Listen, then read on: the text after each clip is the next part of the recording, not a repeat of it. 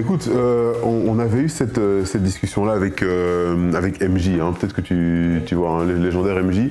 En fait, si tu veux, si je fais un bref historique, il y a eu une première vague d'artistes chrétiens en Belgique, dans le milieu urbain, vers la fin des années 90.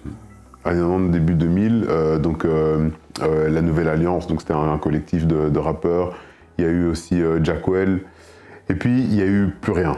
Tu vois. Et puis en 2005-2006, il y a eu un artiste qui s'appelait Romano, qui est décédé actuellement, qui a aussi fait un album chrétien, de rap chrétien, One Love.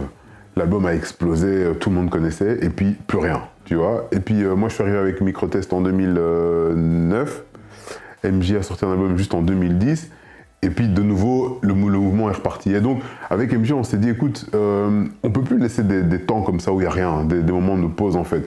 C'est en fait à ceux qui sont là et qui sont en place à prendre des autres sur leurs ailes en fait, et les coacher, donner des conseils et les aider à se développer.